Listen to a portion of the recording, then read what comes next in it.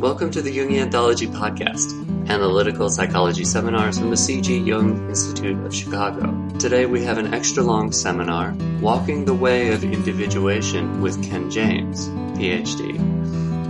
This episode is the first 100 minutes of the seminar The Path is the Goal, Walking the Way of Individuation.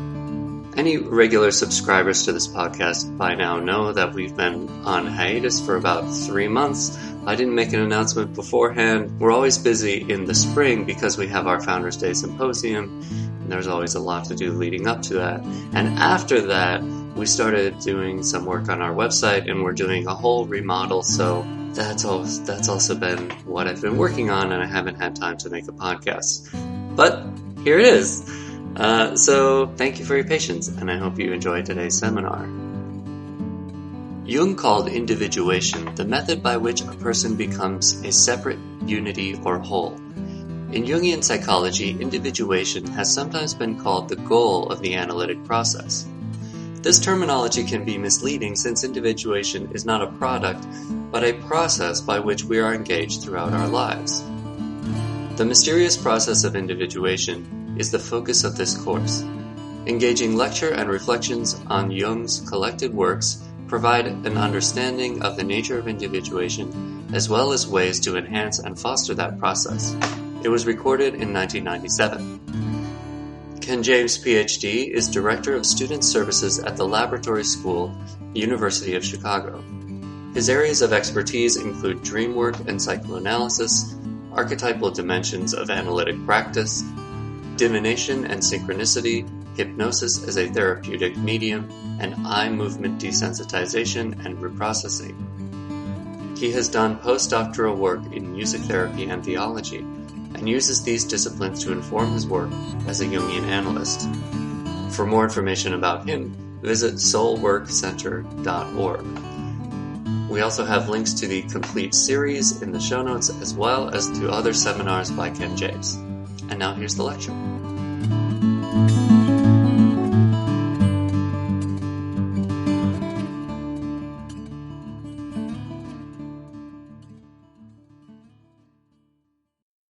The topic for this course is, I think, the most important one in Jungian psychology, and that is individuation. Virtually every other school of psychology, especially depth psychology, that has given rise to a form of treatment has done so from the perspective of pathology, that there has to be a pathological situation or state that the person who is coming for the psychological work wants to be relieved of. And a test as to whether or not the given method of treatment works is whether or not the person's symptoms are relieved. Jung completely erased that perspective. I won't even say that he changed it, he just obliterated it. Because for Jung, doing psychological work had to do with becoming whole. It didn't have to do with ameliorating symptoms. In fact, for Jungians, what is called in other schools of psychology a symptom is considered to be a message that needs to be decoded, much as a dream or a slip of the tongue or a projection needs to be decoded. And this is very important because whereas other schools of psychotherapy and analysis seek to cure, Jungian psychology teaches us that we have to understand. And the goal is not cure. The goal is to become who we are, undivided. And the term that Jung used to explain this is individuation. And in that term lies the secret of understanding Jungian psychology. If we write it down just as a word, individuation, it sounds like a nice sort of jargony term. This is what we're seeking. But Jung was very clear that what his psychology was attempting to do was to help people to become individuals, and that we actually are individuals. And we have to work to bring all of the parts together. So that individuation is the process by which we come to the point where we recognize our divided state and then seek to ameliorate that situation.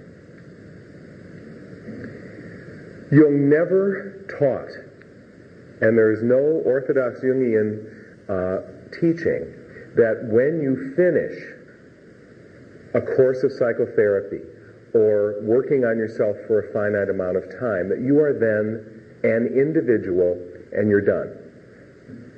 Jung wasn't even altogether clear that the process stopped with what we call death. The fact is, individuation is a process, and what we can hope to do is engage in that process in a meaningful and deep way. Hence we have the title of the course, The Path is the Goal, Walking the Way of Individuation. It isn't something that we want to achieve. When people come to see me in analysis, a fairly sensible question at the beginning is, how long will this take? And I always get them. Because my answer is, well, if you're lucky, all your life. And they kind of look like, oh God, he wants to put a wing on the house. And then I explain to them, but you're not always going to be seeing me or necessarily anybody all your life. But what we want to do is start a process by which you can engage in your life through the method of seeking meaning. And that process ought to continue all your life, and that's how we become individuals. That's the path of individuation. So tonight's topic is the concept of individuation and how it's related to the structure and dynamics of the psyche. Now this is a level 1 course, but as I look around the room, there are people of all kinds of different backgrounds.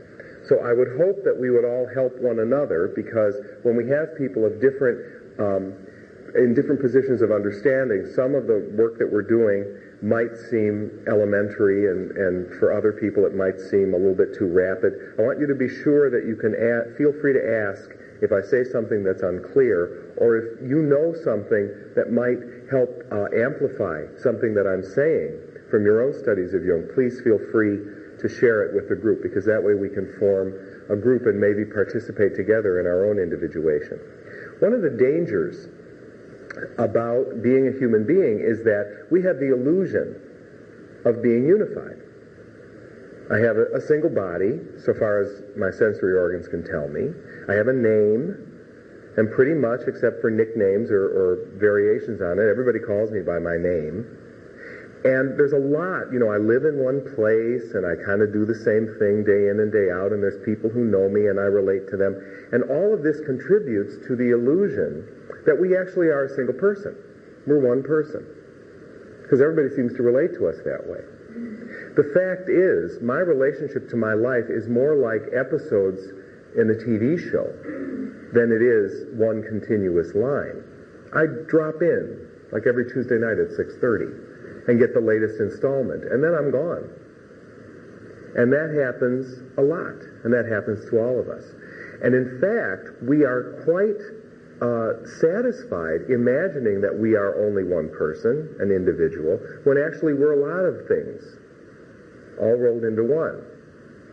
Now, here again, this is really a rah-rah Jung course, so you're going to have to get used to it. A lot of other schools of psychology would look at this as something very dangerous, and they would call it splitting.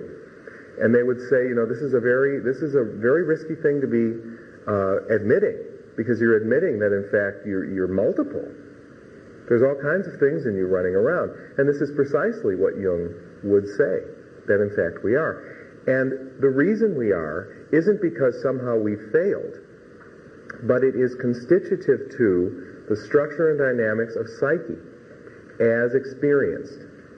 Now when we start out and we're born, we are completely congruent with, enclosed in, whatever word you want to use, with something called the self.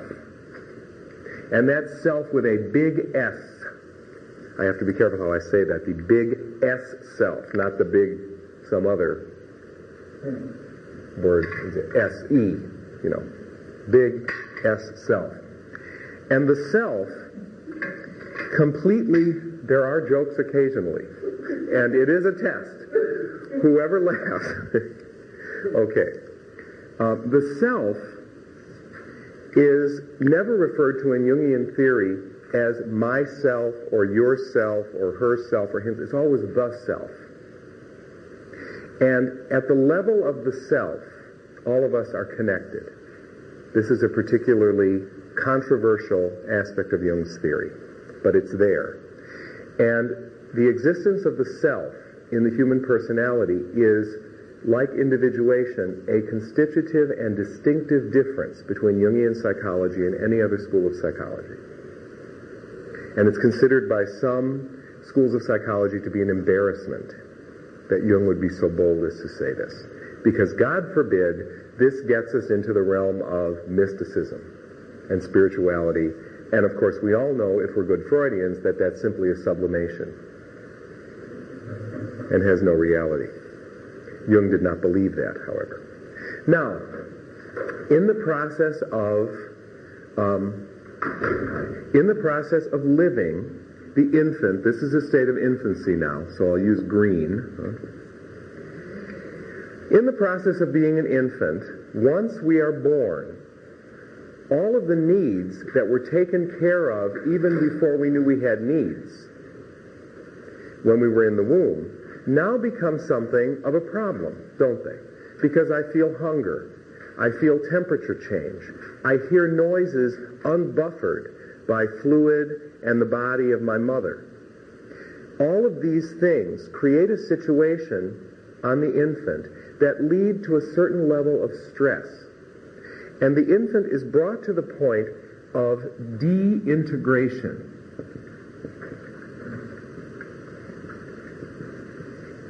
Now, this is not to be confused with disintegration, which is a pathological developmental process. De-integration is not pathological. It's the way things are. Because no matter how good our parents are, we, as infants, are going to sense the hunger, sense that it's a little bit too cold or a little bit too hot, sense that we're wet or need to be changed before our parents. So there will be a span of time when we will begin to feel that we're falling into disequilibrium or we're beginning to de-integrate. And gradually what happens is this sort of heavenly containment within the self begins to break down. And the self, instead of remaining nice and closed, gets little breaks in it. And little bits of the self ping out. Okay?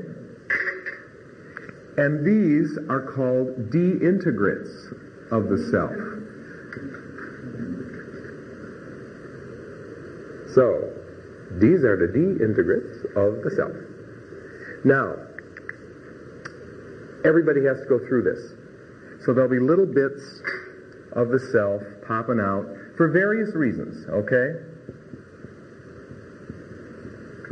All because the infant experiences, wrong color. The infant experiences that the homeostasis is somehow being disordered. It's somehow being threatened. What the infant, of course, doesn't realize, and what many adults don't realize, is that we have the capacity to reestablish this homeostasis. So there's a little bit of stress, and that leads to de-integrates. Now, these de-integrates are what crystallize in the deep psyche, or the collective psyche, as archetypes. And archetypes is another one of those terms that we find in Jungian psychology, and it refers to organizing principles deep in what is called the unconscious.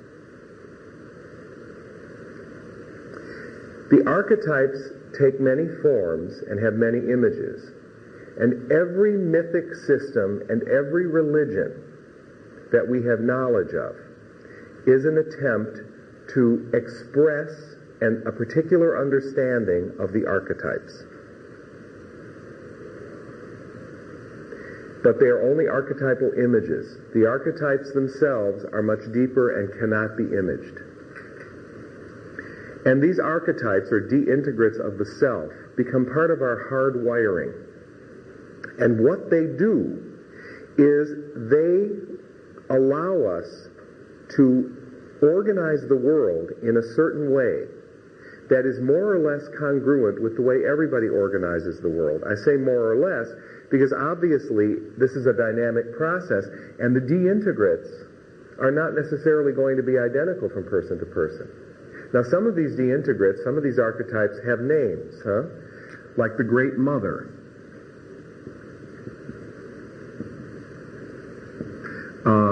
Another one would be Shadow. Another one is Animus. We'll talk about these terms. But the point is that even though we all sort of have the same set, they're not all going to have exactly the same quality. So that each of us will be actually experiencing a world that's slightly different. Yes? When you said this is becoming part of our hardwiring, are you just using that metaphorically, or is it something of the neural? I wouldn't go that far. Because we don't have the capacity to do that kind of research. But there's enough that Jung spoke about metaphorically, for example, about chemical changes, that we're now able to understand actually has a biochemical basis as well, that I wouldn't be surprised down the road if we didn't discover, but we're not prepared to say that just because of the state of our knowledge. But the fields of psychiatry and neurology do show that there are now biochemical and structural correlates to Jungian things, and I wouldn't be surprised eventually if we didn't find that for this too. And don't worry, we're going to put this in a geographic model too, so we're just now beginning to talk about why it is that we end up being all a piece, rather than being together or completely individual. Now, in addition to this happening at the level of the self, the child, as it exists in time, is beginning to get personal experience. And this personal experience has to be organized in some way. This personal experience is usually feeling toned in nature, especially in infancy. Because what hits us as infants has to be something that matters, and we're not going to notice it. As adults, this changes because we have concepts about good behavior. But an infant doesn't. It just knows, does it hurt? Is it pleasant? And so the infant organizes its world according to feeling toned sets of ideas and images. Now, these feeling toned sets of ideas and images, I'll use green here, are over here in personal experience. So here's one, here's another one, here's another one. And gradually, these feeling-toned experiences are going to be related to one or another of these archetypes. And we begin to get certain predispositions for experience. We lose our openness to experience. Now, these things that sort of are related to the archetypes are called, in Jungian theory, complexes. And a complex is a feeling-toned set of ideas and images with an archetypal core. Now here again, this is a major distinction between the way complex, the word complex, is used in Jungian psychology and the way it's used in other schools of psychology. And it is ironic that other schools of psychology use the term complex to mean a pathological state or a condition that needs to be gotten rid of, because that's a total distortion, and it isn't even true to the fact, historical fact, that the term complex originated with Jung. And that was the one thing after Jung broke with Freud that Freud was willing to admit did come from Jung. There was that one thing that Jung did that was good, and it was to develop the complex theory. So complexes in themselves are not pathological. Complexes are the way our personal experience coagulates relative to the archetypes that are in a deeper layer of psyche, the collective layer of psyche. Now, not only are complexes not pathological, although they can lead us to pathological or negative behavior, not only are complexes not pathological, we couldn't live without them. Now, I was in college during the 60s, and that was the time, among other things, when everyone was into self-actualization. And the psychology of Abraham Maslow, which is a very sophisticated and sound psychological theory, was really, everyone loved Maslow. And I remember there'd be these movies about what it meant to be self-actualized, and I guess what it meant is you get this dreamy look in your eyes and give flowers to everybody. This was the 60s. I never made it, and I thought I was failing.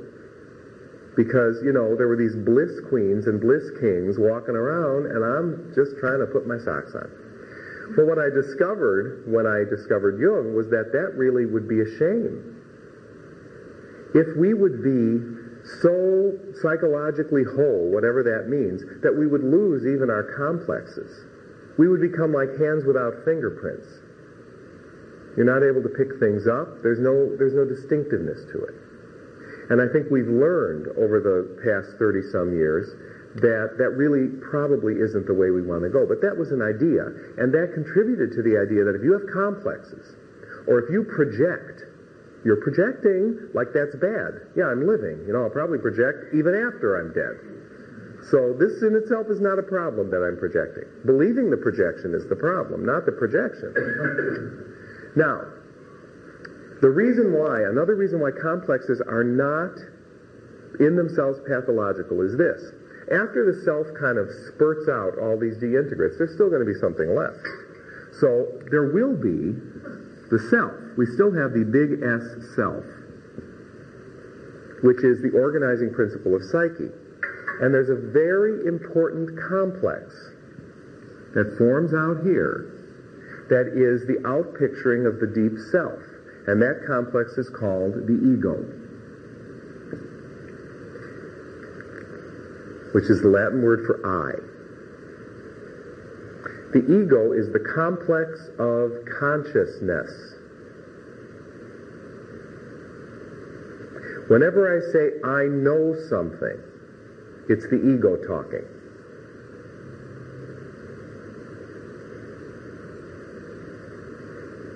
And the archetypal core of the ego is the self. Now, early development exists so that as the self deintegrates and as complexes are formed, one major complex gains ascendancy over all the others, and that is the ego. And the first phase of life, from birth to about the age of 3 or 4, is all about the birth and strengthening of the ego complex. Yes? Is the ego the same as the personality? That's a good question. The ego is an aspect of the personality, but there are other parts of psyche that contribute to the personality. And Jung wasn't clear just exactly where the personality was. At sometimes he felt the personality was a complex of all of the complexes, including the ego, so it would be a combination of what you're consciously aware of and what you're unconscious of. Other times he equated it with the ego. Other times he equated it with only part of the ego, depending on what he was talking about. And there is no required reading for this class, but if you look at the bottom of the syllabus, Memories, Dreams, and Reflections, which is Jung's autobiography, and then Volume 7 in the Collected Works, 2 essays in analytical psychology, are very good to read to answer these sorts of questions, where he talks about things like the mana personality and what does that mean. Because the concept of personality differs in Jungian theory from other theories. So much so that there are some textbooks on personality theory that don't even include Jung in the index, which I think is kind of goofy. But we will have more to say about that also as the course goes on. The whole early period in the child's life is all about creating a strong ego. So that gradually out of all of this muck comes the ego. And Generally, when that begins to make itself known, that's when the child becomes more and more difficult. And of course, then that never stops. Because then you grow up, and it makes childhood look like a dream. All right. So, we've gotten to the point where we have the ego. Now something very interesting happens, because the ego, because it is such an efficient tool for the exploration of what we call the outer world or reality, a situation develops like this. All of this stuff is forgotten, and we imagine that we are the ego. That's all there is. And this is the state of behaviorism. They wouldn't use the word ego, but it's the idea that what I'm aware of is all there is.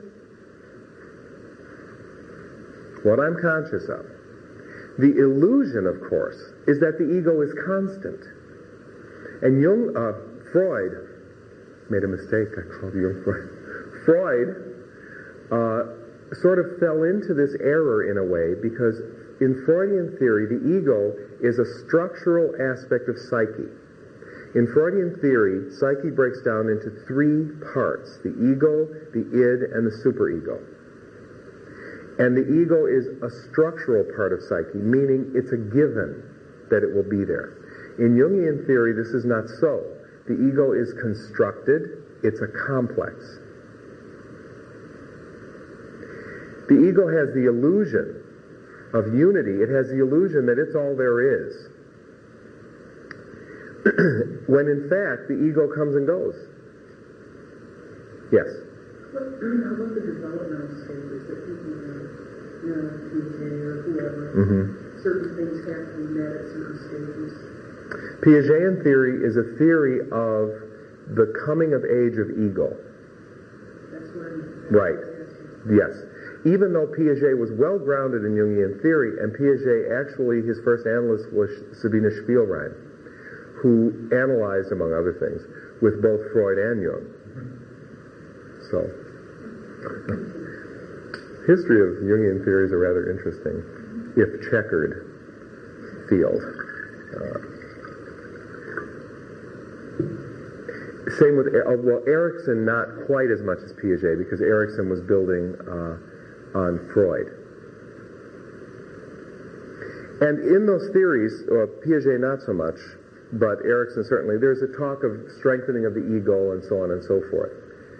But the idea of the ego as being a structural given in psyche is very much present in those theories.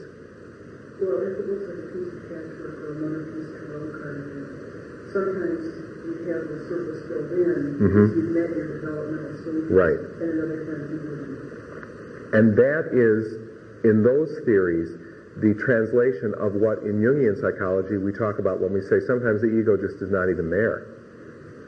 Right. When we fall into deep unconscious, complex acting out. Yes? The ego is constructed from life experience. Right. The ego is constructed from life experience, which forms a complex that is related to the archetypal core called the self. The constancy of the self and the centrality of the self in what is called the collective unconscious, and we'll get to that in a moment, is mirrored in outer conscious life by the ego. So the ego, what's interesting is the ego derives its being, its integrity, if there is any, from its connection to the archetypal core, which is the self. But at a certain point, and this seems to be developmentally necessary, the ego severs its tie, at least in its own little awareness, from anything but itself. We still plugged in? Say something. All right, are we moving? Great. All right, we're all wired up here. So that the ego develops the illusion of separateness and the illusion of unity. And that's where all hell breaks loose. Because we lose a sense of connection, and in fact, developmentally, we have to. Because what has to happen developmentally is that the ego has got to develop mechanisms by which it comes to know the psyche in a different way. So it's got to develop the illusion that it's separate, because it has to then develop an understanding of its depth through interactions with others. Now, Freudian theory, psychoanalysis, talks about this in terms of what we call object relations. That at a certain point, I leave being bound strictly by my drives and my instincts, and I move into a mode where my relationships to objects, which include other people, becomes an important force in my own development.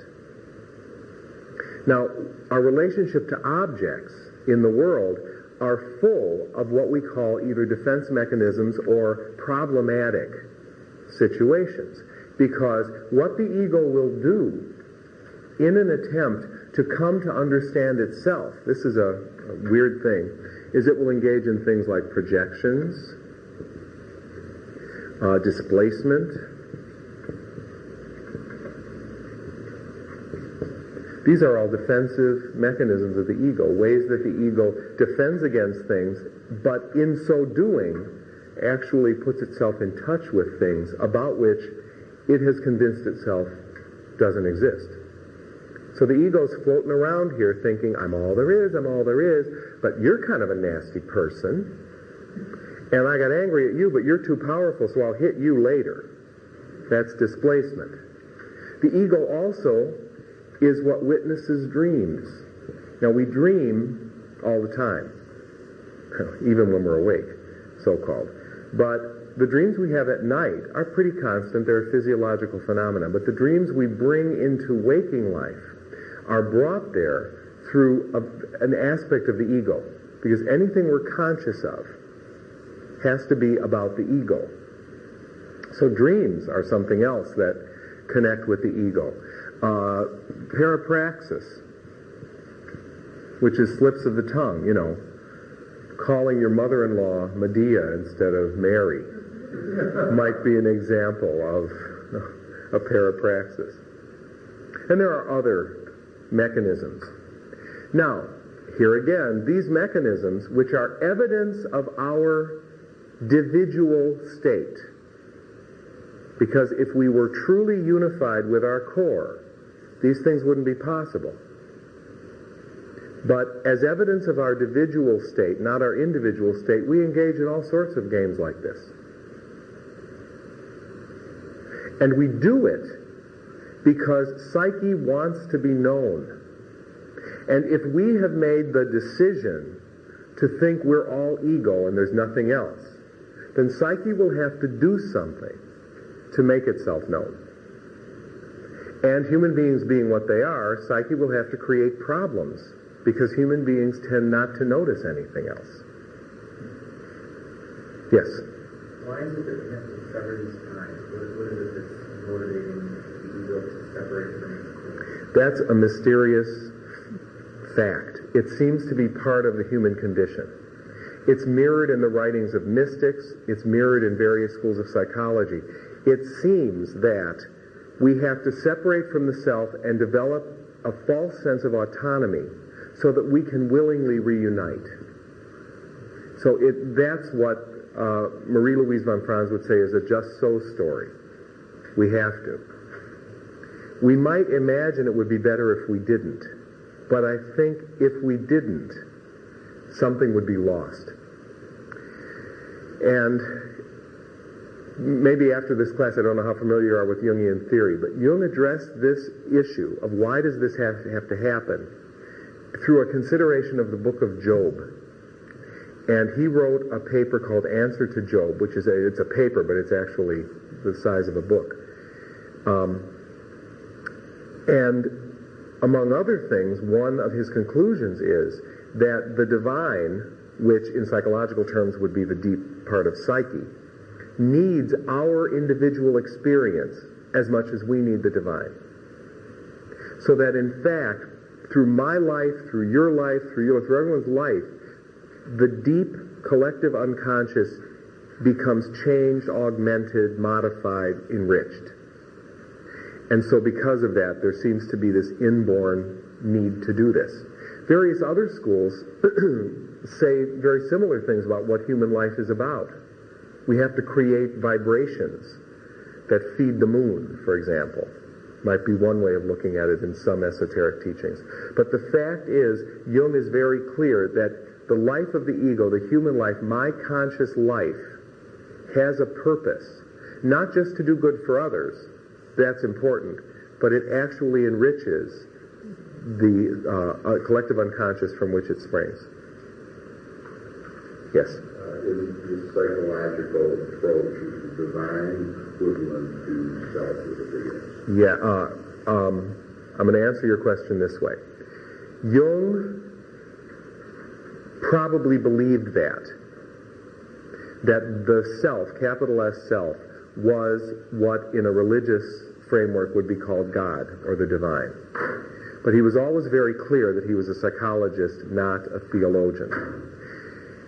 However, in private interviews, and even interviews that were taped, he does come very close to saying that. And if you substitute God or the divine or the holy or whatever for the self, it's going to be the same thing. Although Jung did have a difficulty with certain concepts of God. He felt, for example, that a concept of God as being all good, all powerful, all knowing, all loving, had, by its very one-sidedness, to give rise to the opposite.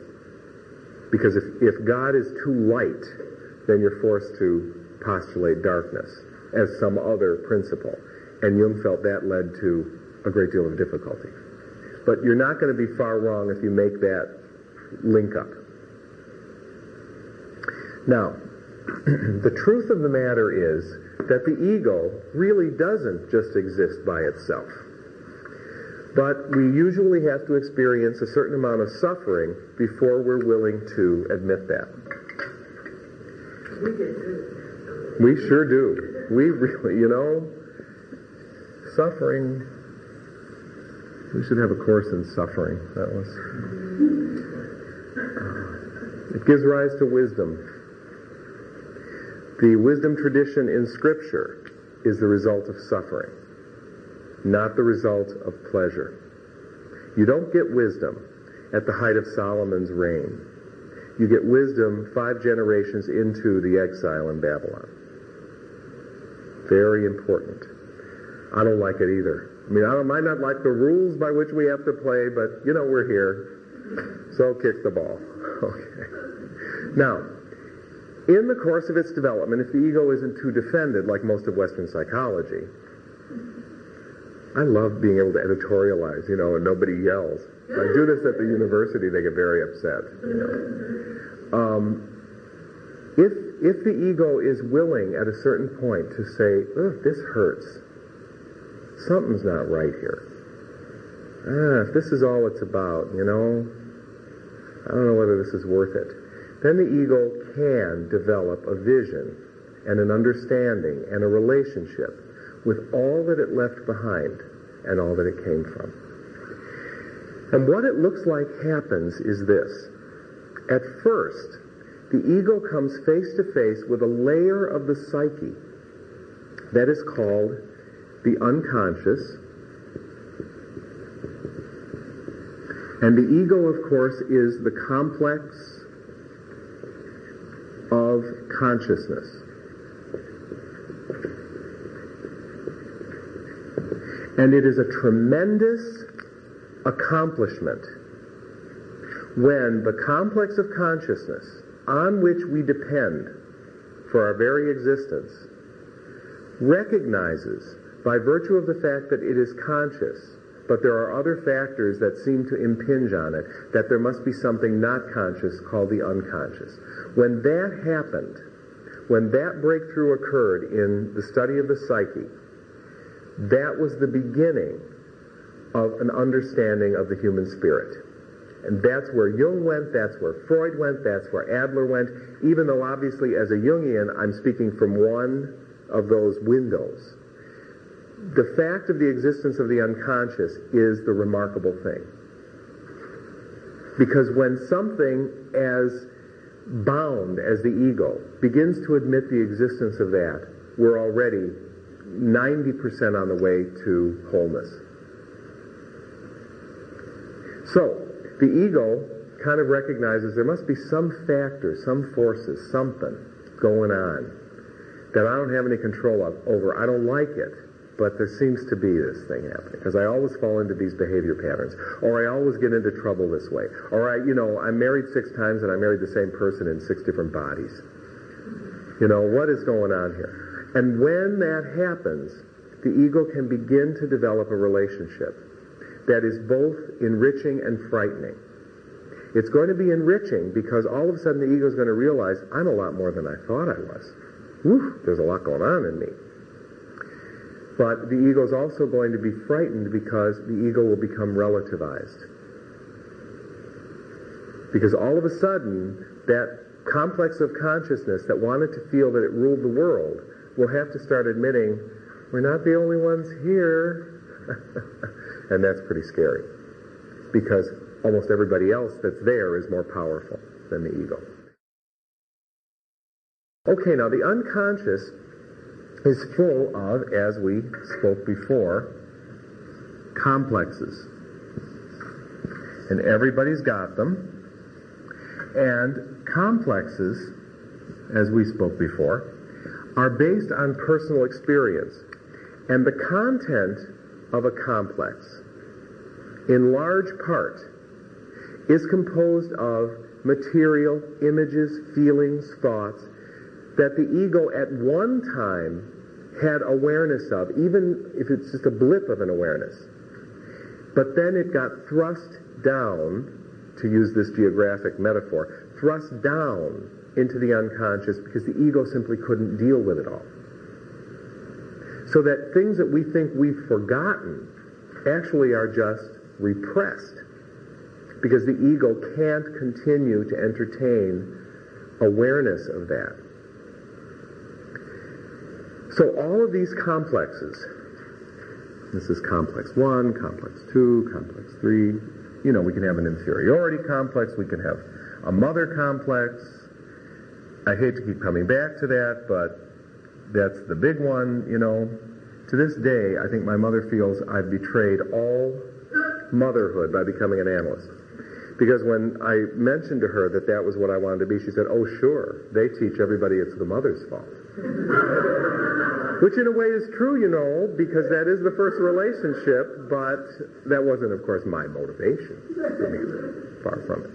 But anyway, there's a mother complex, there's a father complex, there would be maybe a grandiose complex, an inferiority complex, or whatever. And these complexes are as individual as our fingerprints. And they're composed in large part, and I repeat that phrase because that's not all that's there, in large part with personal experiences that we repress, suppress, sublimate, reaction formate against, all of those wonderful little defense mechanisms that we all learned about in general psychology. Now, in Freudian theory, in standard psychoanalytic theory, that's all the unconscious is. It's a cesspool of material that the ego couldn't, wouldn't, or didn't deal with, that got pushed down, and that comes up in terms of symptoms. And the goal of therapeutic work or analytic work is to somehow understand the origin of the complexes by going back in the person's history to the time where the complex first was formed. See the complex for what it is, an acknowledgement that the ego wasn't strong enough at that time to deal with primarily the desire to kill one parent and marry the other. Okay? And once you can understand that, then the complex can release its hold and become less of a problem. That's the goal in standard psychoanalytic theory. And it would work if the complex really were only filled with personal experience. But what Jung discovered is that the problems that plague us, the difficulties that plague us, are not just based on material that the ego was aware of, but then pushed into the unconscious. But in fact, there are things in the unconscious about which the ego never was aware. So Jung said, we just can't talk about the unconscious, but the unconscious has to have a couple of levels. So this level, Jung called the personal unconscious. And the personal unconscious is full of complexes.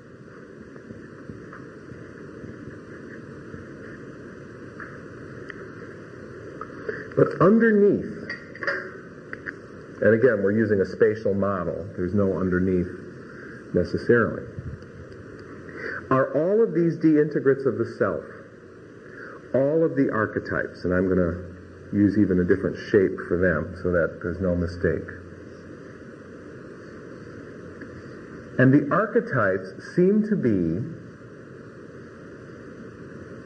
in a way, precursors of egoic experience and precursors of complexes. And they're precursors of egoic experience because, first of all, the ego itself is built on an archetype. But also, they're precursors of egoic experience because they are the de-integrates of the self. And the self is prior to the ego. And this layer of the unconscious, Jung called the collective unconscious.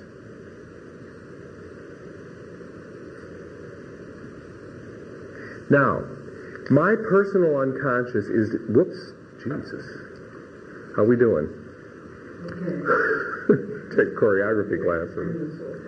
No, you're fine. I just have to, maybe if I hold it, then I won't trip on it. Whereas the personal unconscious is completely unique in each individual. The collective unconscious is absolutely not. And at the level of the collective unconscious, all of us are connected. It's because of the existence of the collective unconscious that we can have experiences of synchronicity, which is something else that Jung talked about, and we'll talk about a little bit more in detail a little bit later. It's because of the collective unconscious that we can connect with different cultures at all, that we can connect with different periods in history at all. Because at this level, we are connected to all past, all future. In fact, those distinctions have no meaning at this level. Time, space, all of that is a function of the ego, not of the collective unconscious. And at the center of the collective unconscious, really at the center of the personality itself, is the self.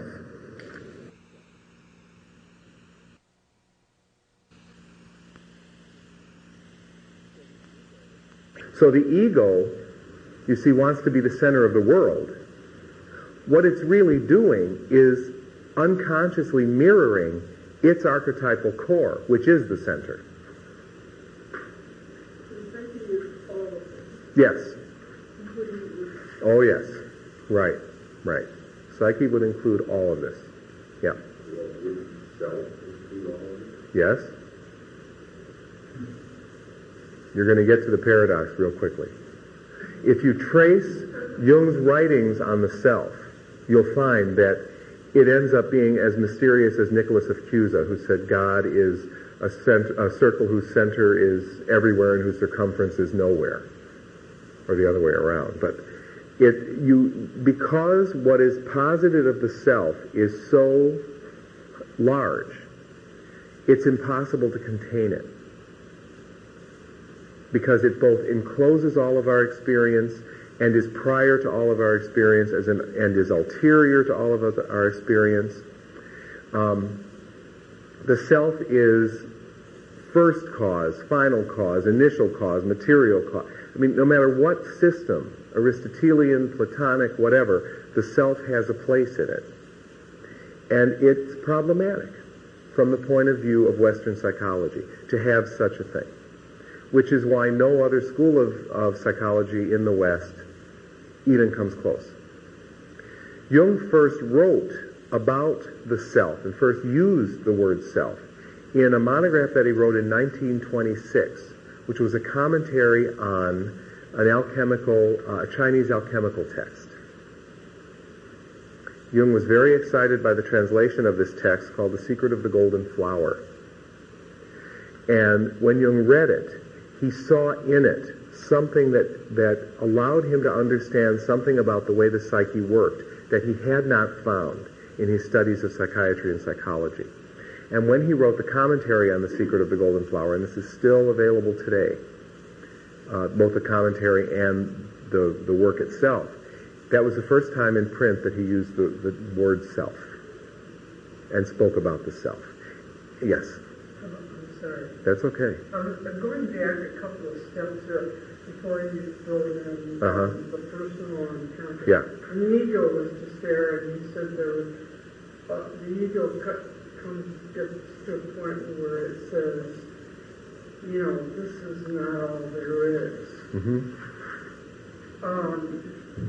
Theoretically, how early in life could that occur? Depends on when you first notice the pain. The pain of being isolated, being, in this fantasy of isolation and aloneness. There are some people that never do. But some people could very early. Very early on, absolutely. Absolutely. And that could create a great sense of isolation if they don't know what's going on. Mm-hmm. Mm-hmm. Yep. Yeah. There, and I don't want to make any broad statements, but there has to be something that sustains people who undergo extremely abusive situations early in life. And what sustains them, I believe, and in my work with such people, is the self. So there's some awareness for the ones that survive and thrive later that there's something else. And depending on how hostile or damaging the environment is, that connection may or may not be severed. And why some people become aware of this at some time and others at other times, I don't know. Yeah.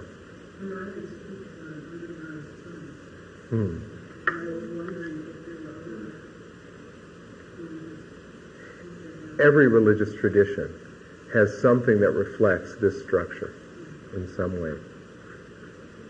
And that's really miraculous to me because the traditions are all so different. And Jung was not interested, and neither are Jungians, in reducing all religions to a single religion. Because they're all different maps. They're mapping the same territory, but they're all different maps. And the maps are colored as much by the personal experience of the culture. So, these activities where we take, this goddess is this goddess, is this god, that'll work sometimes. But then there are places where religious traditions can't be synchronized. But you're still mapping the same territory. Right, yes? Yeah, I was curious what the alchemical principles are of the secret of the golden flower. I don't have time, where could I find? Okay, yeah. I don't know that there's been time in the history of analyzing that text, but there's an excellent translation of the text published by Shambhala that was translated by the Clearys, you know them? Thomas and some other Cleary. They're Orientalists who have translated many Oriental texts.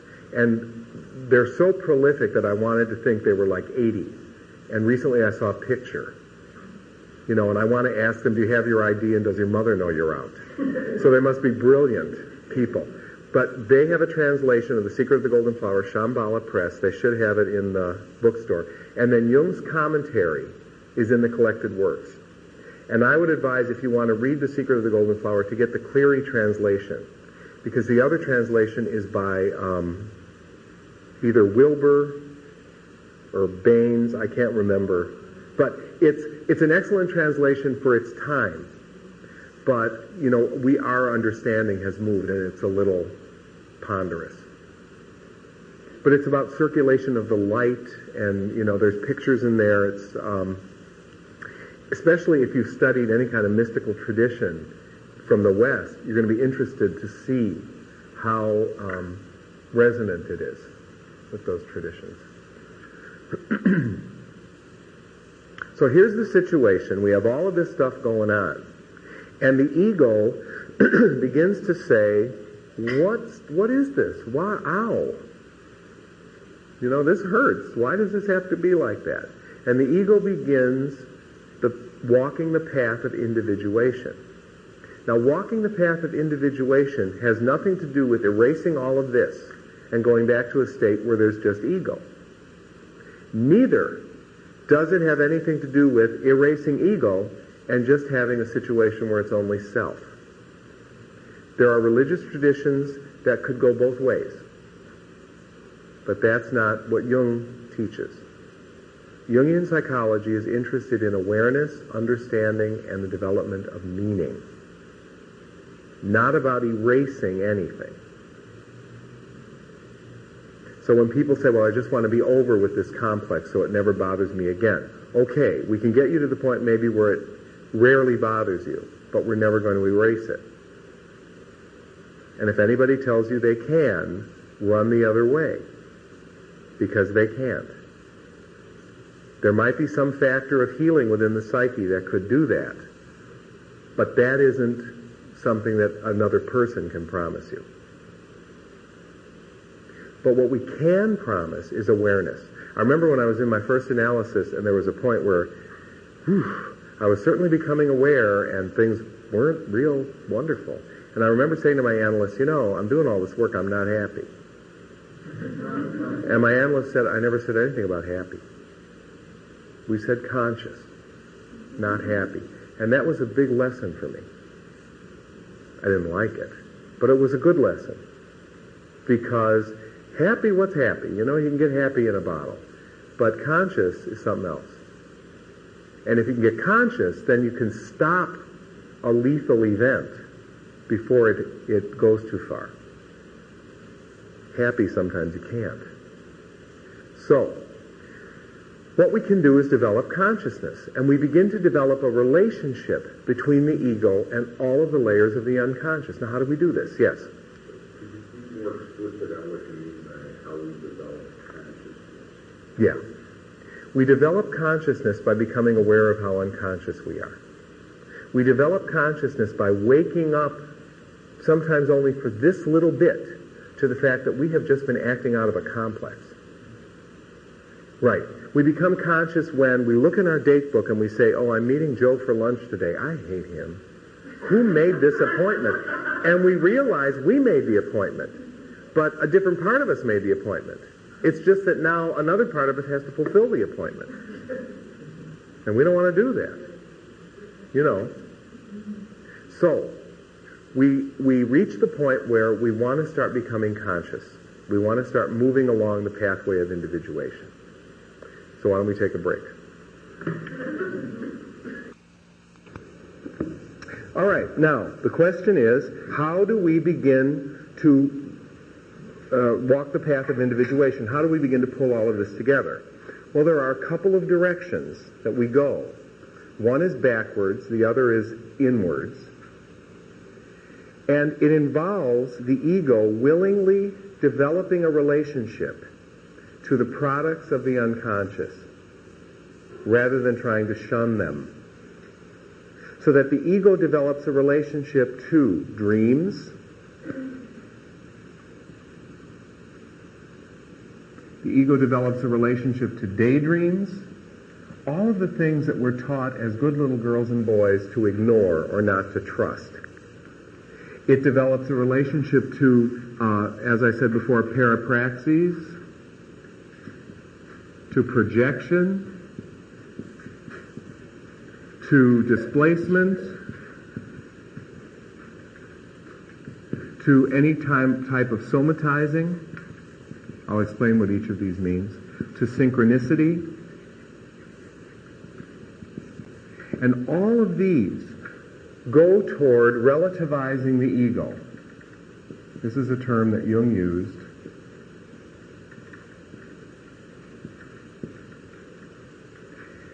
Putting the ego in its place, in a positive sense. Now, I have an interesting story about that word, relativize the ego. I was writing a little paper for this discussion group that I belong to on an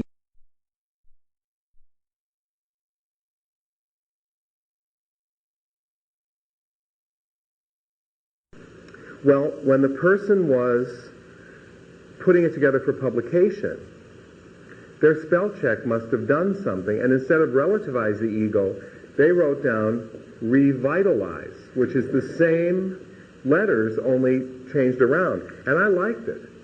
I never bothered correcting it. Because that really is what relativizing the ego does. It revitalizes it. It brings new life. Because the ego lives for a good time thinking, it's all up to me. And at the moment when it makes this brilliant deduction that it's really not all up to me because I'm not all there is here, in fact, I'm a fairly insignificant part of what's here, it becomes revitalized because it's like it's had all of these savings accounts accruing interest for years and years and years. And now it found all the past books. And it has to go back and get the interest and the principal. I should have had an MBA. I like it. Okay. Now, we have all of these, and it really involves taking all of these seriously. And these, as I said, are all the things that we would like to dismiss. Dreams, they're epiphenomenon. It's just something that happens when you sleep. Yes? Sometimes when they talk about newly emerging archetypal patterns, something people are aware of because of the reverse enhancement of the self via the ego theory. I mean, like the ego, personal experiences, how that impacts the archetypal. Yeah. And the archetypes can shift. Shift, change, there are, we're not getting into a lot of the controversies, but one controversial area is, do we all have access to the same archetypes? And that's, I don't know how you answer that one, but I think the newly emerging archetypal patterns is precisely about this. If people live their experience consciously, that consciousness goes in just as it can come out, and I think can reorganize the structure of the collective unconscious. But not everyone believes. That is generally the hallmark of feminist Jungian theory, in particular. The idea that conscious experience can reorganize this heavily patriarchal, because if we look at the myths of the world, they tend to be heavily patriarchal. A lot of that is an accident of history because the non-patriarchal stuff either wasn't written down or was burned. But that, there are some people that would go that way. Daydreams are something else. That, it's just a daydream, my mind's wandering. Well, in order to reconnect, let's follow that daydream. Why are you having that daydream now? Just when I started talking about your aunt. Isn't it interesting? I talk about her and you start having a daydream about your old Ford. Wonder if there's a connection. Jungians are just crazy enough to think there might be. Parapraxis, slip of the tongue. It's a big one. Let's pay attention to that. I didn't really mean to call you by my brother's name, but you did. What does that mean? Projection. Projection is, there's always like one or two things in every field. I think the hologram is in physics. Everyone thinks, oh, the hologram, what a wonderful thing. Now I know all about physics. And people pick up projection. And they say, oh, projection, oh, that's wonderful. I know all about psychology. And they use projection like it's a bad thing. Oh, you're projecting. That's right, I'm not dead. I will always project. That's kind of the way we're made. The key is not believing the projection, and the key is projecting in a relationship that has enough trust that you can work the projection out. See, if you say to someone, you're projecting, I'm never going to talk to you, you've just lost a tremendous opportunity for both of you to become a little more conscious, not only of the projection, but more importantly of each other. Because, oh, you're not going to wear that mask. Oh, well, then I guess I better figure out who the hell you are.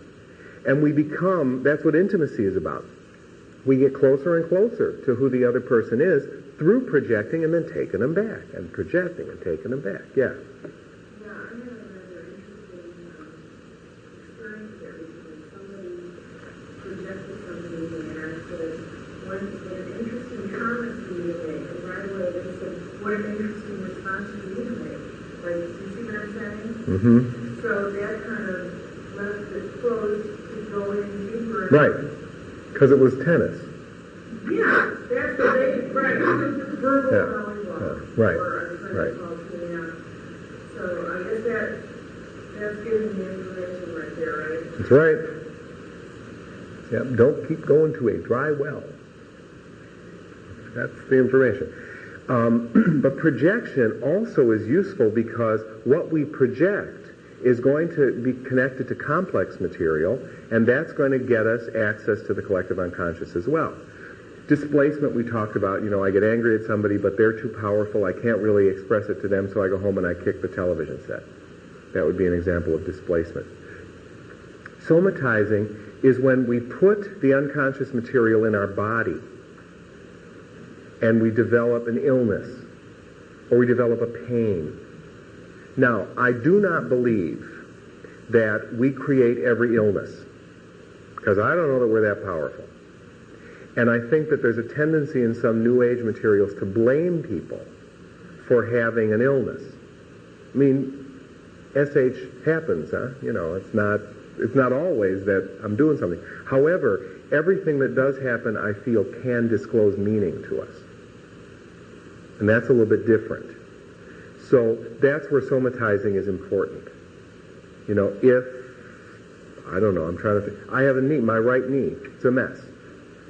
I was just in Mexico a few days ago. We were going up the steps at the Guadalupe Shrine, Steps, it's a mountain. By the time you get up there, you can't talk. No wonder you're speechless. It's not spiritual. Who can breathe, But it was interesting, and my knee started bugging me. And I tried to get some meaning out of it. I didn't, because I was too busy trying to survive and not have a heart attack. But there's got to be something there for me, I could... Oh, is that how you do it? I wonder, because then they have people that, crawl up. That's their penance. Yeah, I know. I don't know. I think I worked off a few years in purgatory just doing that. I don't know what I would do if I...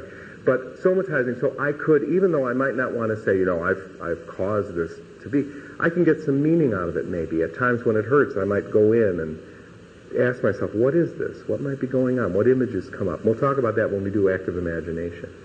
And then synchronicity is a big one. That's where coincidences happen, and they have meaning, but you're not quite sure what it is, but there's something in this moment that we just can't explain away as coincidence, one of those things, we can't explain it. There's something in the moment that is conveying meaning to us.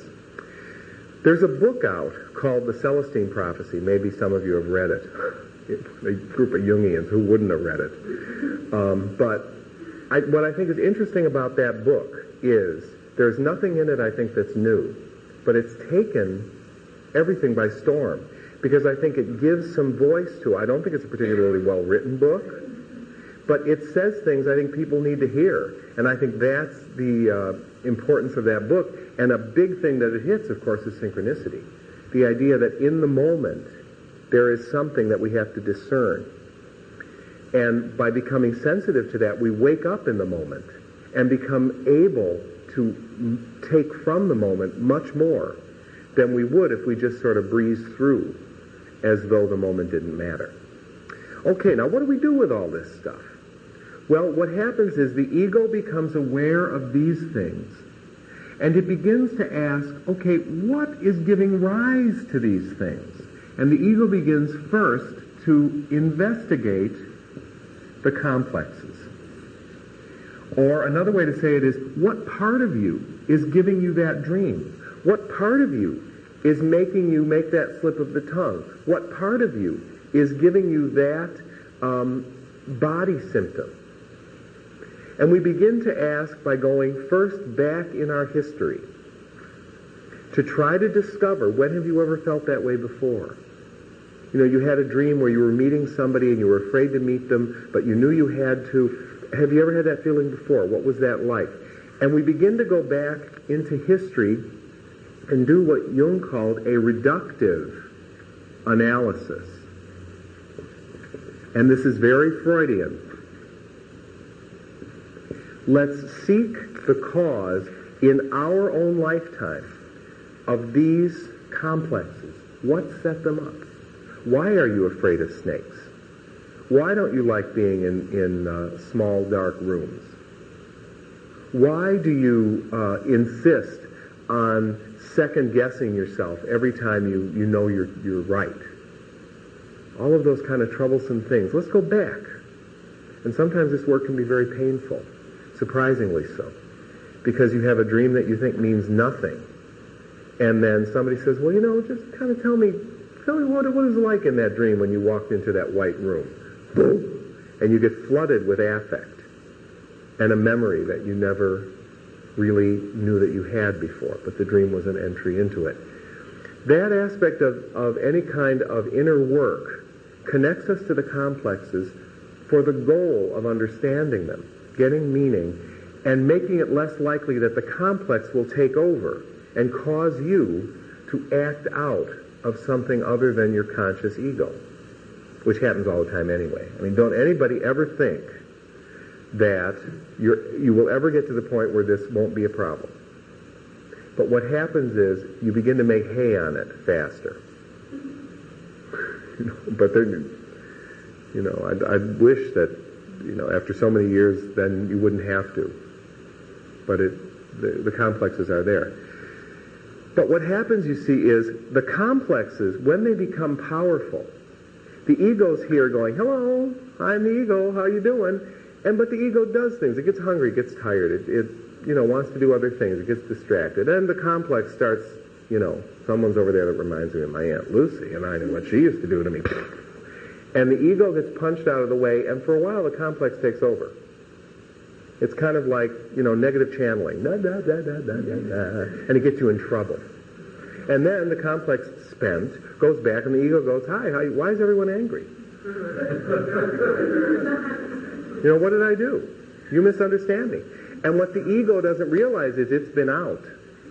And somebody else walked in and talked through their mouth. And the complexes do this because the ego's weak.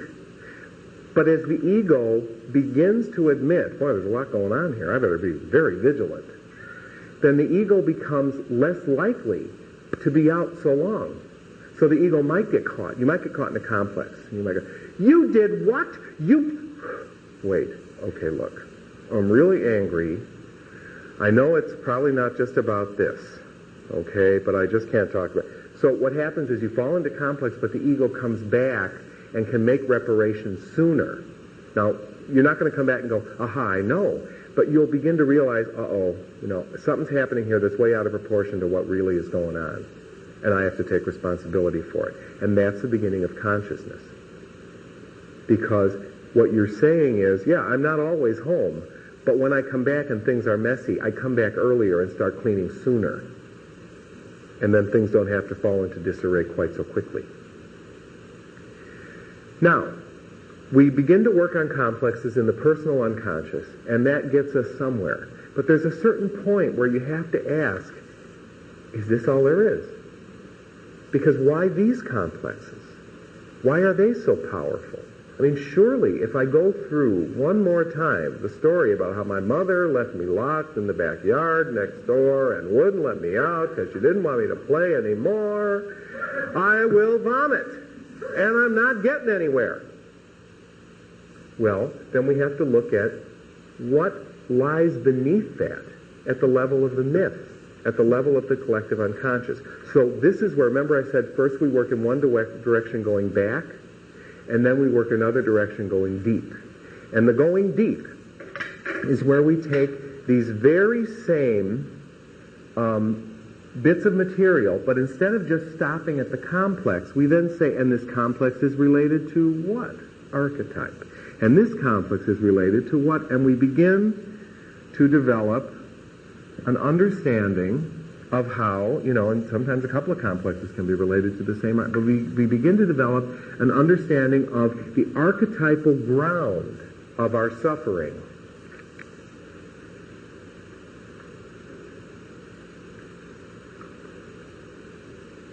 So that not only do we reduce the complexes by going back in our history, but we also do what Jung called amplification.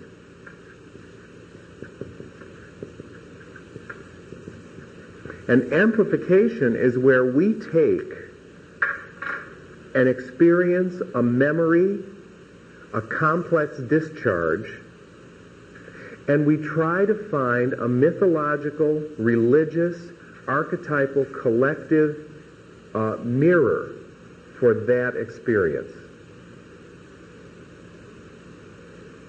So if we always find ourselves, for example, desperately in need of serving the mother, then maybe we need to look at some of the myths of the Great Mother. What are we caught in? How much like Hera was my mother that I have to propitiate her lest I be castrated or turned into stone or a tree or a bush or a flower or all the other things that Hera managed to do. If I'm extremely egocentric to the point of being narcissistic, what about the myth of Narcissus? And what about the relationships that Narcissus had, or non-relationships with other people? And how do I reproduce that in my life, if that's my operative archetypal ground? Or if my archetypal ground is Achilles, and I'm enraged constantly, what does the myth of Achilles tell me? If I read the Iliad, can I get some insight into how I'm trapped? Can I get some insight into how I can break free? That's the goal of amplification. That's the purpose of art for people who want to take funding away. It's because we're not human fully if we can't connect with that level. It won't happen. It can't.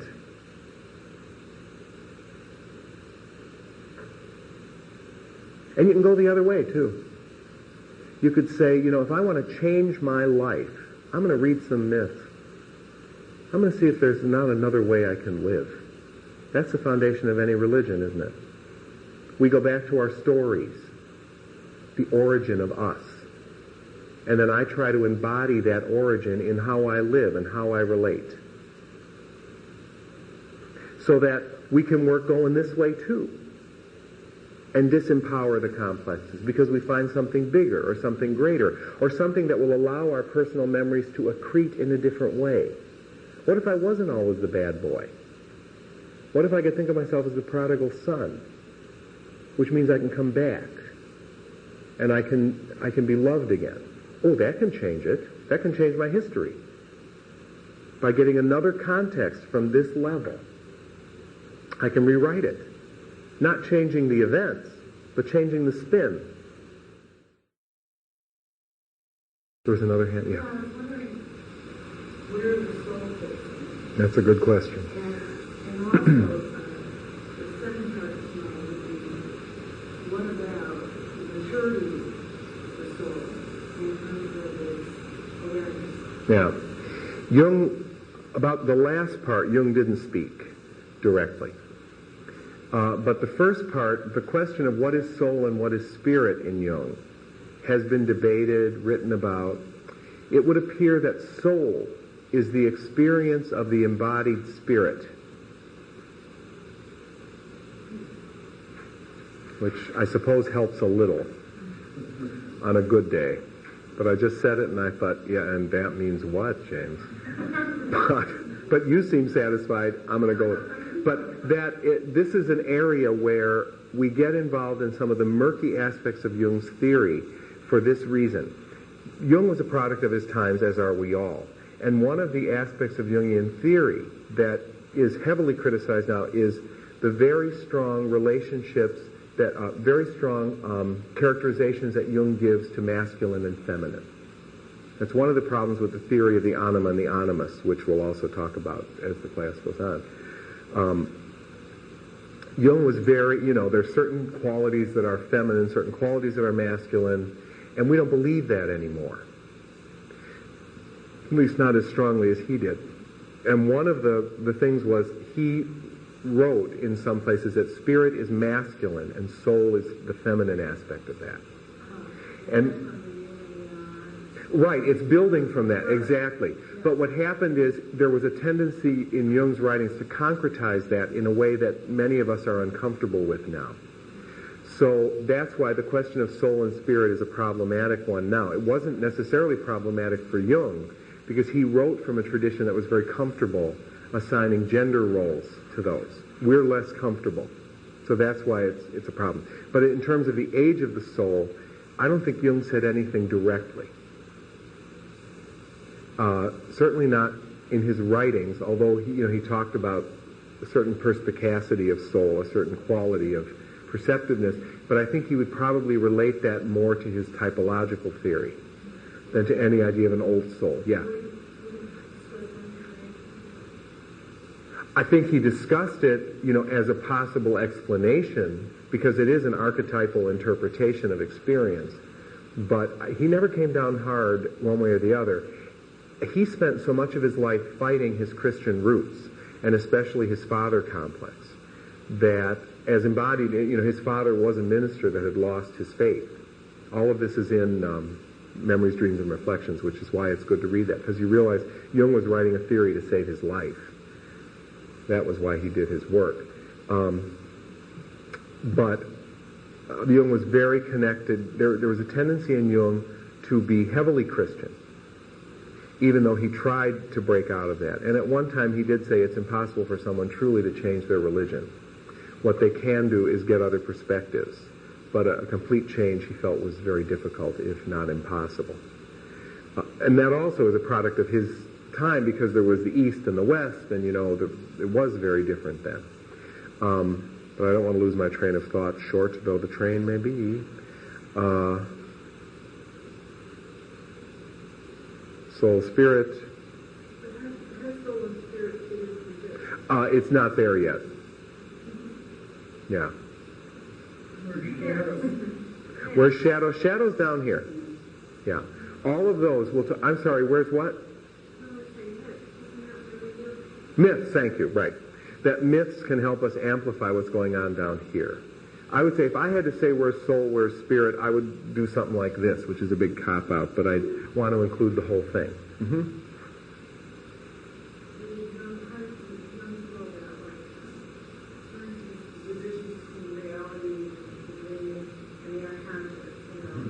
Oh, well. Division? Okay, so he was very Buddhist.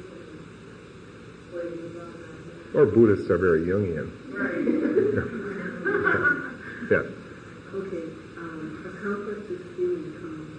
But I think when you talk feeling, I think you're talking more in a sensual way. Oh, yeah.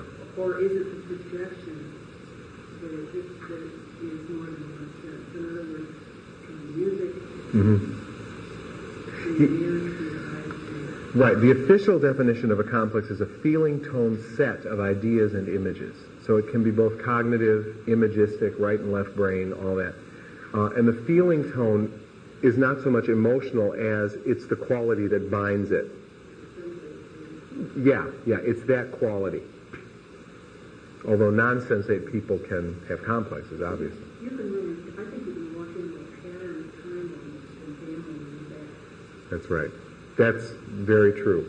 You go back, go down to 30 and find your high school. Mm-hmm. That's it. We fall into complex very easily. The key is having an ego strong enough to admit that that's what's happened. That's right. Oh, yeah, right. There is a difference between acting out and enactment. And we talk about that at the third class meeting. But not everything we do that enacts a complex is acting out. Yeah. You used the term a little while ago about awakening. Do you mean by that coming out of a complex? Mm-hmm. Right. These complex... Yes, go ahead. You connected everything except self. Oh, yeah, because we're not done. Oh, sorry. Don't be sorry. Okay. Any other... And what myth might that be? All right. Now, she actually brought us to as we move here toward connecting everything up here, what we're not remembering, because the ego does tend to be a lot bigger, it seems, than the other complexes, is the ego is itself a complex, and it needs to be connected to something. And the ego, in the process of walking the path of individuation, develops a connection to its archetypal core, which is the self. And the goal of doing the work of individuation is the establishment and the maintenance of the ego-self axis.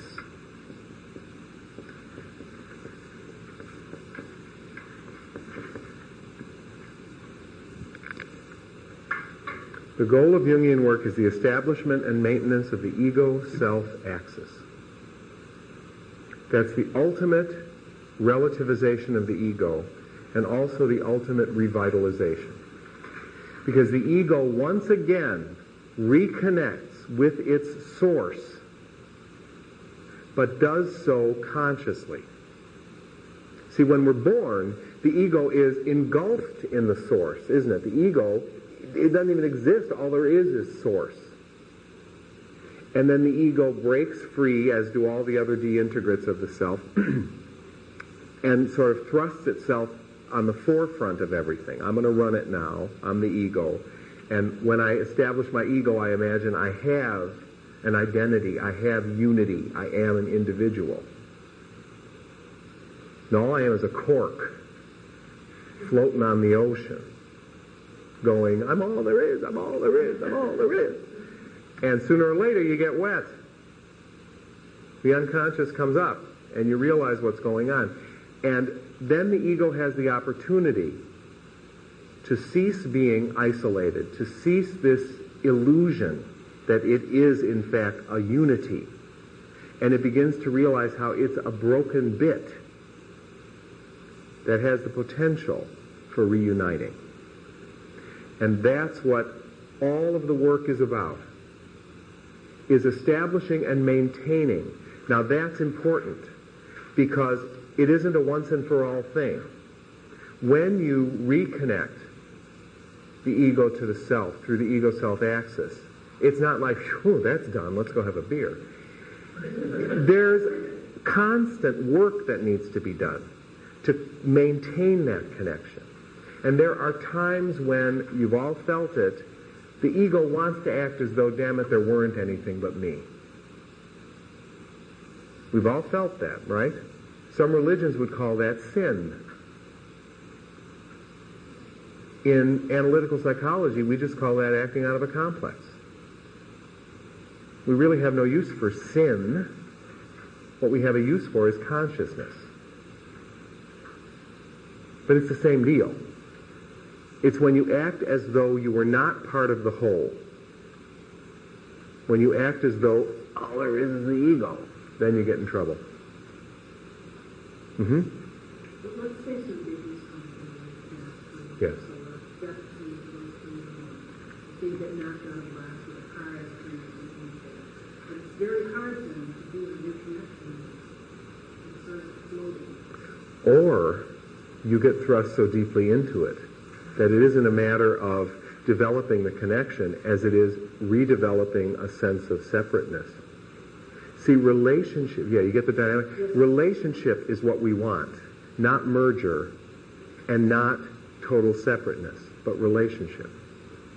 Because to the extent that I am embodied and I say my name is Ken, I am not the self.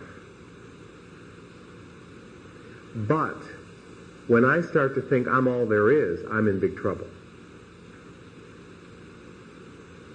Now, there are experiences in our lives, and you've talked about them, the border experiences. Birth, death, love are the big borders in human life. They thrust us deeply into this. So it isn't so much that we're separated from it as we're so immersed in it, there is no relationship anymore. And little by little, we work our way out, and if we're lucky, we can begin to value what it is we've experienced. And valuing includes mourning.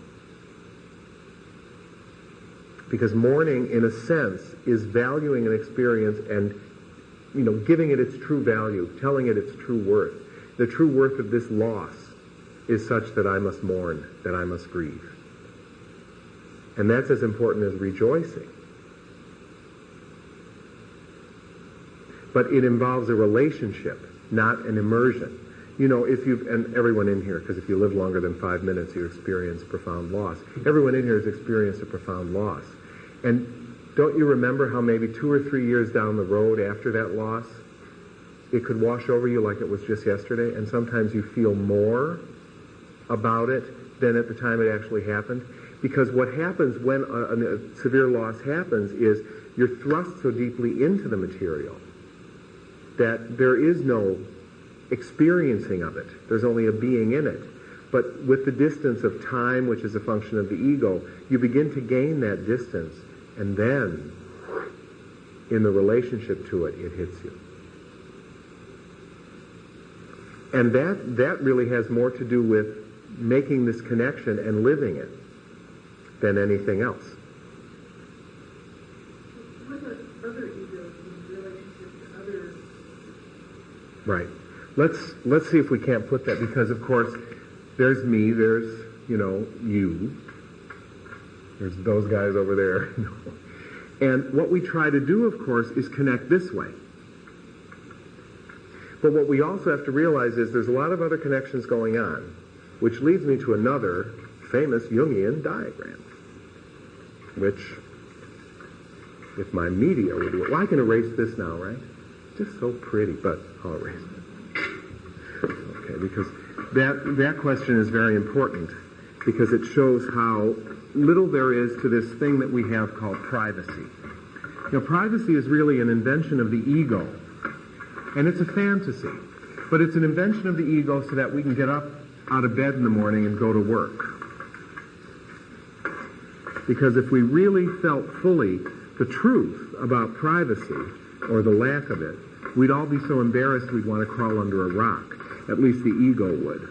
Some of these are jokes. I hope people are laughing. You get real nervous when you're serious. Okay. Here we have me and you. We're two egos, huh? Now, in our ego fantasy, this is what relationship is. There's me and there's you. But there's all kinds of relationships here. First of all, I know that me has an unconscious. And you have an unconscious too. And if we do our work and we walk on the path of individuation, we want to establish this kind of relationship. So while I'm relating me to you, I'm also relating me to my unconscious, and you are relating you to your unconscious. But there's more. I have a certain insight into your unconscious. And your unconscious has a certain insight into me that you're not conscious of. And vice versa. My unconscious has a certain insight into you, and you have a certain insight into my unconscious that I don't know about. So far, so good, but here's the really scary part. My unconscious can relate to your unconscious, and your unconscious can relate to my unconscious, and we're both unconscious of it.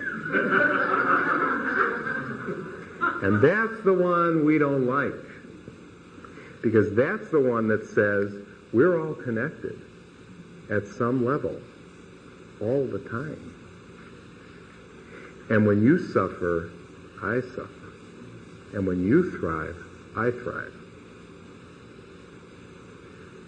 This is the biggest problem in getting people to understand what it means to be connected to the unconscious and trying to individuate.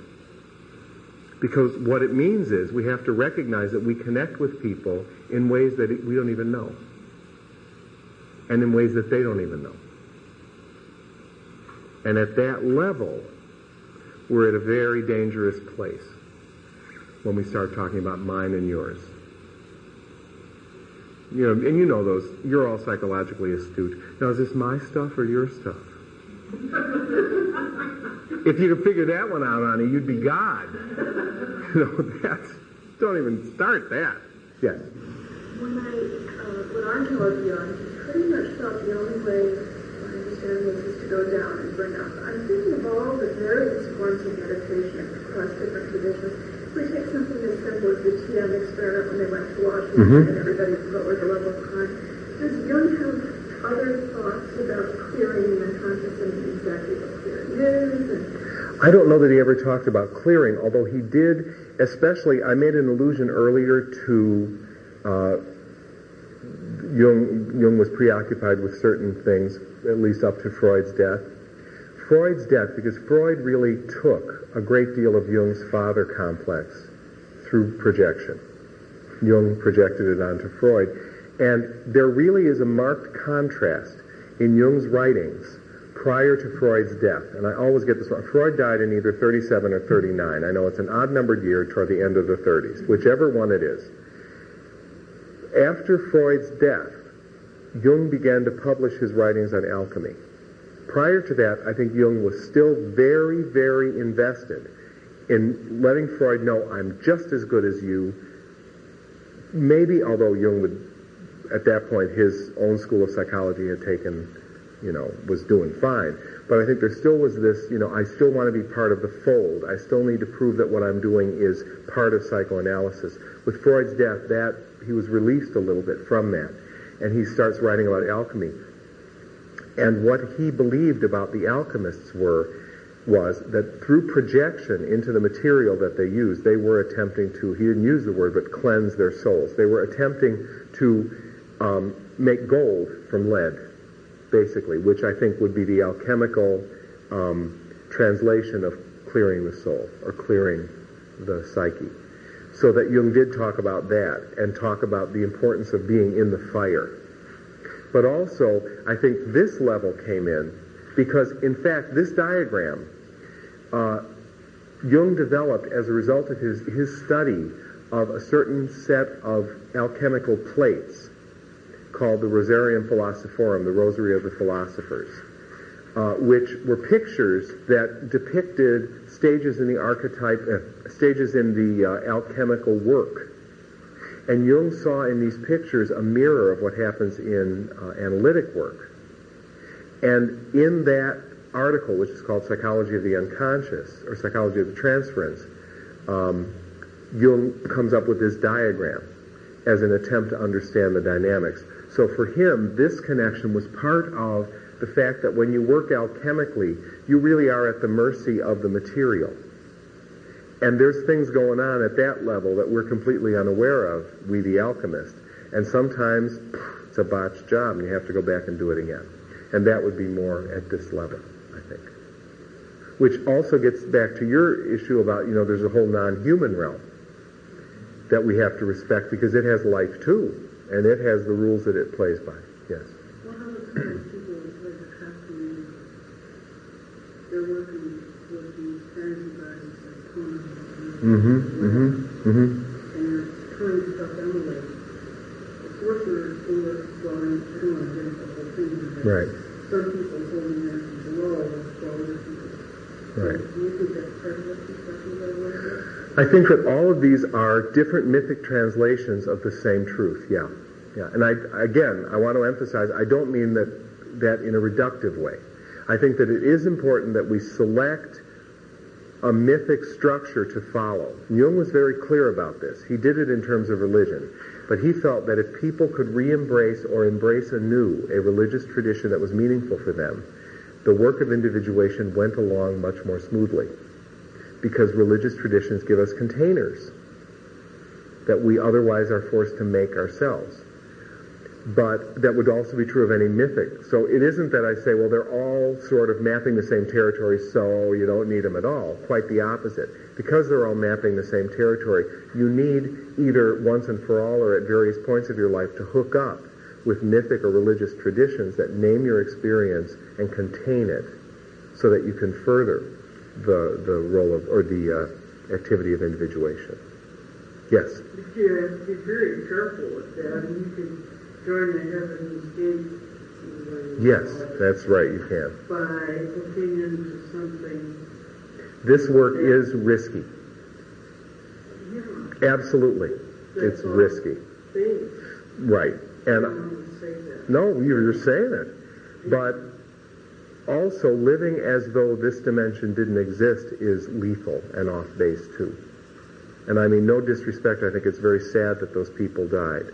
But there's a lot of people walking around that are living dead because they don't have any connection to this dimension at all. And it's dangerous. It's very dangerous because, and there are certain cautions that you can give people. If anything becomes a cult of a person, you're in trouble. And that's just one little, But the fact is, life's risky. And living life at this dimension is very risky.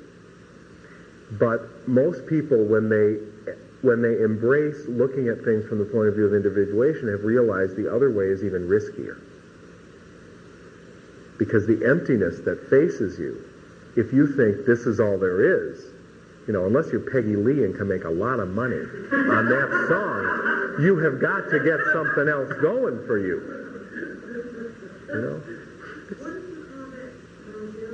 The Rosarium Philosophorum, it just means Rosary of the Philosophers.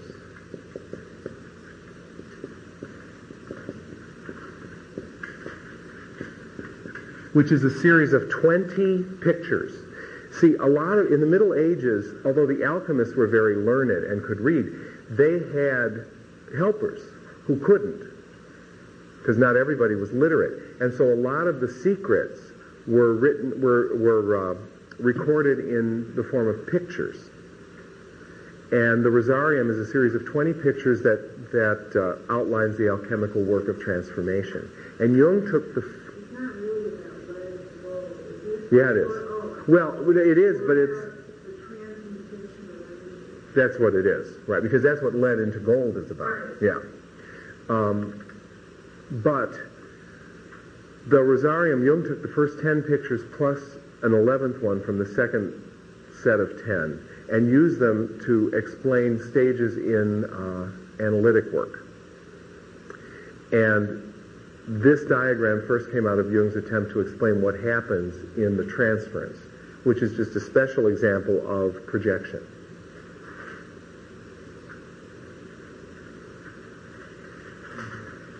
And this is in volume 16 of the collected works.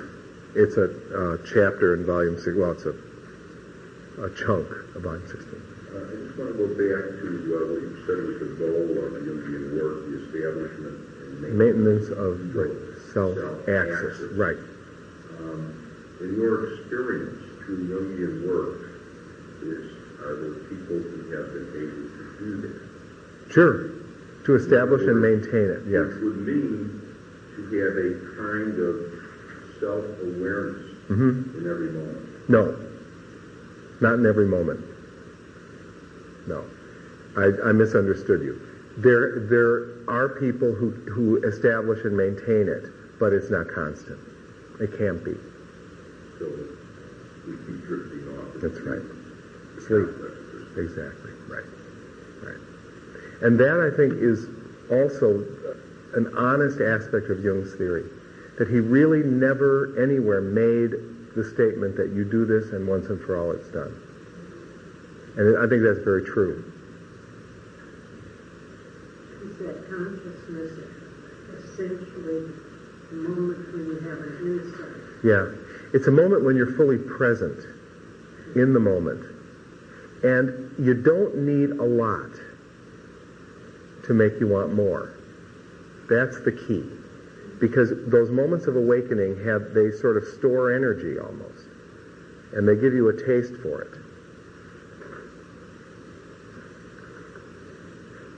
Can I ask another question? Yes, and then that will be the last one because then we'll have to close out. If sin is not sin but a complex, how does Jung or this school of psychology deal with the concept of evil? That's a very important question, and that gets into, when we talk about dreams, we're going to look more fully at the landscape of the collective unconscious, because there are certain invariants.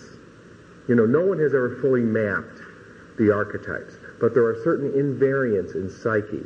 The shadow, the persona, the anima and the animus, and the self are 4 invariants in psyche.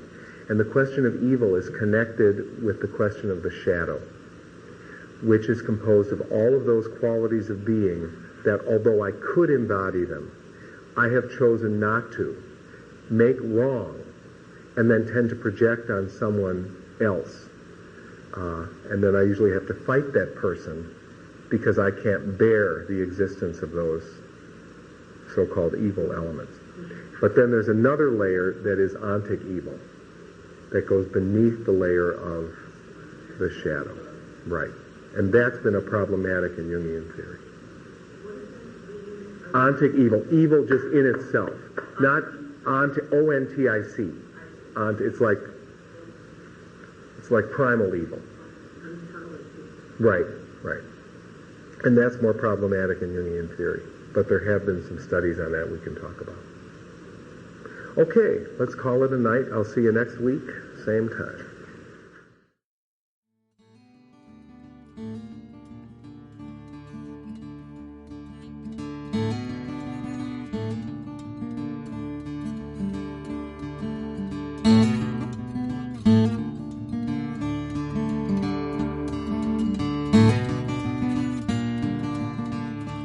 This podcast is distributed under a Creative Commons Attribution, Non-Commercial, No Derivatives license. Share it all you like as long as you maintain the attribution to the speaker, but please do not change it or sell it. If you like this episode, tell your friends about us or leave us a review on iTunes. For more information about classes, training programs, videos, audio, this podcast, or to find a Jungian analyst near you, visit our website, www.jungchicago.org.